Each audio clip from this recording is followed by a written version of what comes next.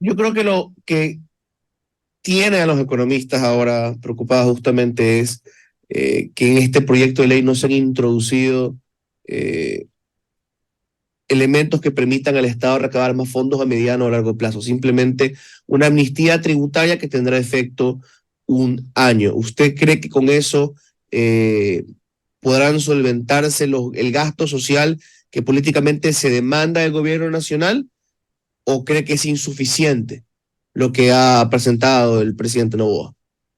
Me parece que el proyecto se queda muy parcial para el problema que se tiene, empezando porque así de los resultados que busca, esto va a ser un proceso gradual en el tiempo. No es que va a ingresar la cantidad de plata que están buscando en un plazo corto. Y las urgencias son para allá, las necesidades son inmediatas. Por otro lado, eh, cuando uno toma una decisión fiscal, en este caso vía una reforma tributaria, por ejemplo, tiene que ver los dos lados del balance. En este caso se está viendo el lado del ingreso, los tributos, pero hay un problema mayor que está en el otro lado y que se refiere al gasto. El ritmo de gasto público lamentablemente se ha vuelto una bola de nieve. Entre enero y octubre del año 2023, el ingreso cayó en el 8.4% por la producción de petróleo que no llegó a donde tenía que llegar porque tuvimos menor recaudación tributaria. Y eso que el precio al final terminó superando las estimaciones del presupuesto. Sí, bueno, en general en el año ha estado por encima del valor del presupuesto. También estaba, por cierto, 1.000 millones, un poquito más, que iba a ingresar si se vendía el Banco del Pacífico, situación que no se produjo. Mm. Pero ¿cómo puede ser que con una caída del 8.4% en el ingreso, el gasto público, lejos de bajar en el 8, que habría sido lo obvio para tratar de no afectar el resultado final, ni siquiera se mantuvo? Creció también en el 8%. Entonces, obviamente, el resultado de menos ingresos en el 8, más gasto en el 8, 5.000 millones de déficit fiscal para este año. Entonces, me parece que el proyecto tributario debería considerar también este problema para irse completando la figura. Por otro lado, las amnistías tributarias se pueden aplicar de manera, yo diría, bastante esporádica. Aquí en el Ecuador no ha sido tan esporádico. Y esto obviamente termina siendo un incentivo perverso, porque si cada rato hay amnistías, hay una invitación para que el contribuyente que esté en algún problema con el SRI diga yo no voy a pagar, voy a esperar la amnistía próxima tributaria y punto. Y me parece que esto no funciona bien, o sea, me parece que no va en la línea correcta. Por otro lado, hay una parte del proyecto que se refiere a las retenciones de la fuente que pasan del 2 al 3% para los grandes contribuyentes. Eh, Esto para el Estado puede significar una mejoría en el flujo, por en lugar de concentrar el ingreso tributario por impuesto a la renta, por ejemplo, en marzo y abril, que es tradicionalmente donde ingresan esos pagos, esto se distribuye más a lo largo del año.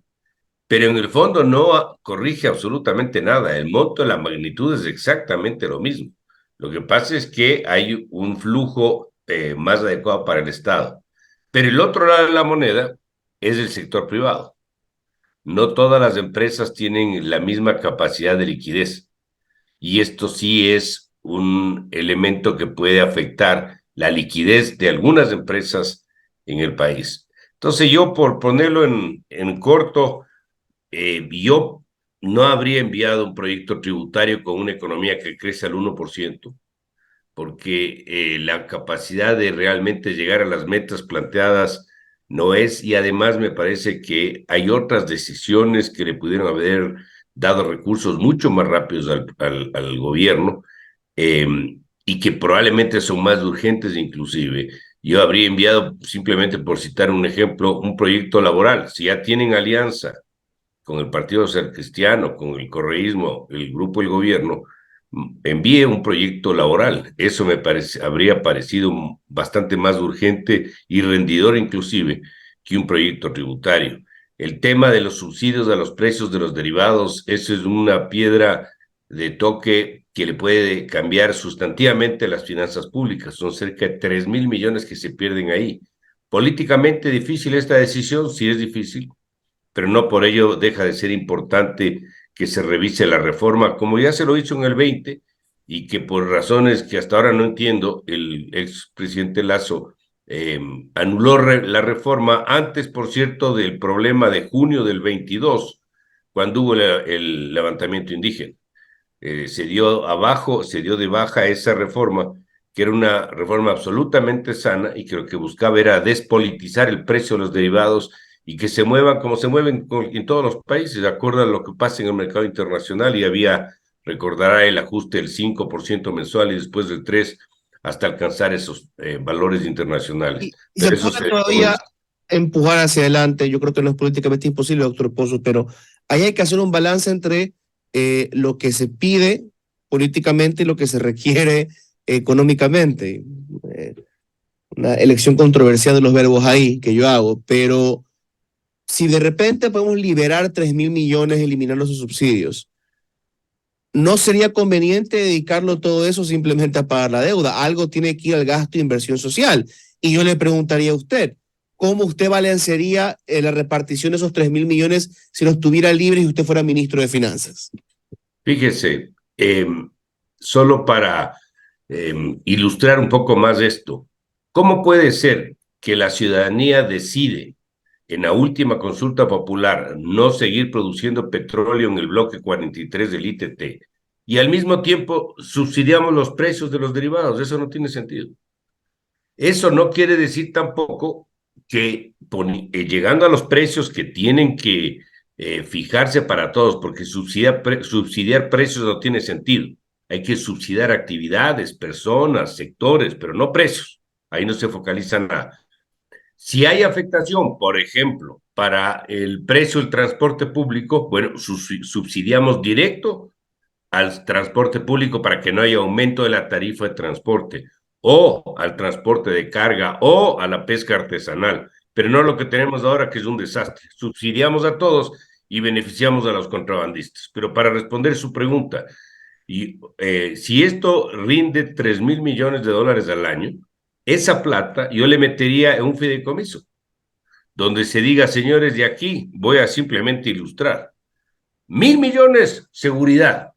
1.000 millones, educación. 1.000 millones, salud, para que no, como usted bien menciona, no se evapore eso y se vaya a otro tipo de gasto. Pero eso es una reforma absolutamente sana y necesaria. Ahora, claro, se puede decir sí, pero eso le puede costar la reelección en el 25. El presidente está para tomar decisiones. Y si todo va a estar atado a que me afecta y que no me afecta para el 25, no va a pasar nada aquí. Y esto va a ser es realmente un problema. Ojalá le regresen la mirada a este tipo de acciones que me parecen mucho más necesarias y más rendidoras, porque al otro día el Estado empieza a recibir la plata. No es que como la reforma tributaria usted tiene que esperar todo el año. Al otro día empieza a ingresar liquidez de la caja fiscal.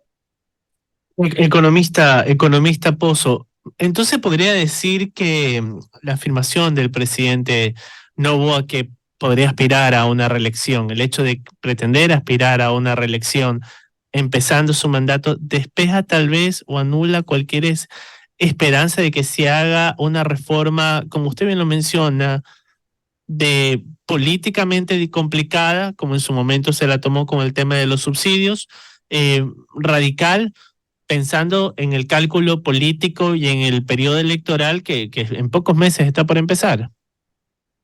Fíjese, el presidente Noboa tiene todo el derecho de candidatizarse para el 25. Si él cree que esa es la mejor opción para él y para el país, que lo haga. Eso no hay ninguna observación sobre el particular.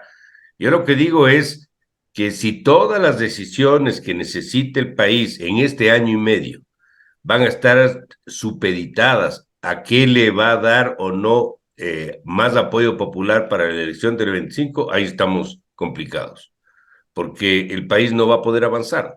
No se va a poder ordenar la casa, no se va a poder ponerle al tren en carril, en riel nuevamente, porque políticamente puede ser perjudicial. Y por cierto, si el presidente Noboa se candidatiza y por no hacer lo que tiene que hacer para que no le afecte políticamente, gana la elección en el 25, él va a recibir un problema heredado de lo que él mismo no hizo.